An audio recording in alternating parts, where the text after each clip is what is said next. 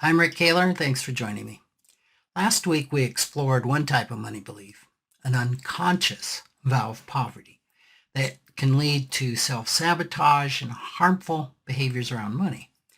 But what about those, like members of some religious orders, who consciously make vows of poverty? Does that also lead to harmful money choices?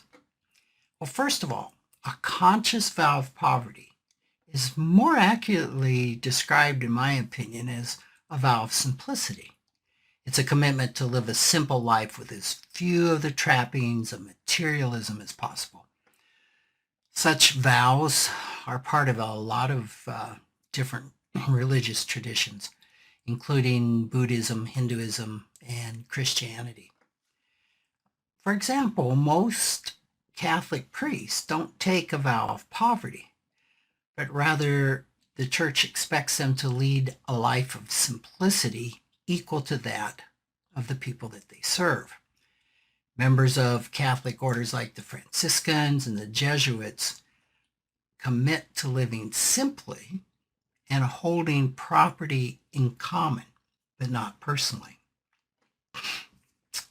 I find that no matter how convincing the outward appearance of poverty may be, those who take vows of simplicity or poverty are still supported by money from some source. For members of religious orders, that source is often donations. For individuals, it might be from money that they earn, communal earnings, or support from families. And I also think it's interesting that while leaders, such as the heads of religious orders or charitable organizations, may not personally own assets, they can have access and control over vast amounts of money and property. And I think access to and control of may be even more important than ownership. Perhaps the most famous person noted for choosing a life of simplicity was Mahatma Gandhi. He reportedly died with a net worth of $1.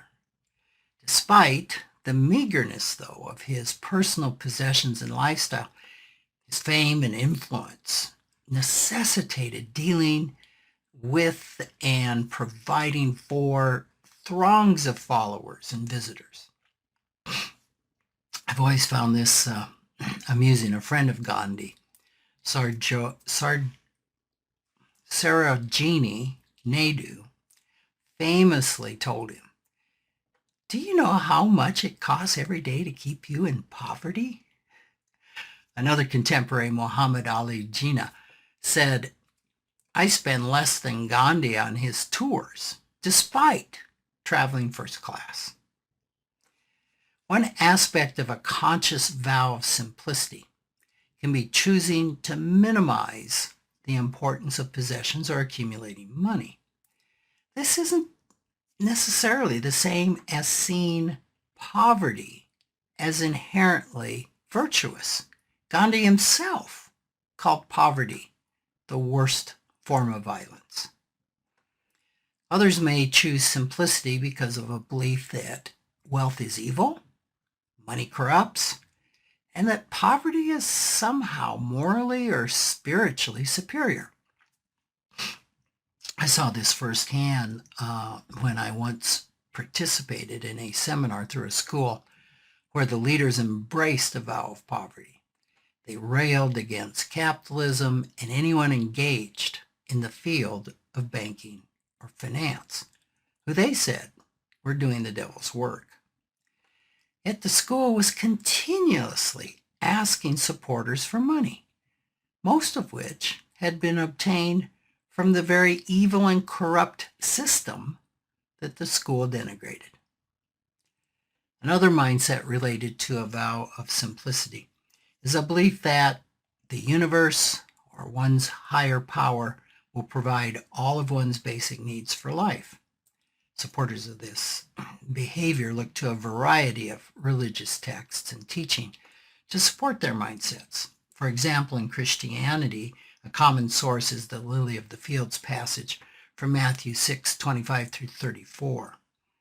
I find it interesting that while over 25% of the parables of Jesus and over 2,300 Bible verses are on topics like wealth, possessions, tithing, saving money, greed, money mindsets, contentment, and investing, yet nowhere does Christ suggest his followers need to live in poverty.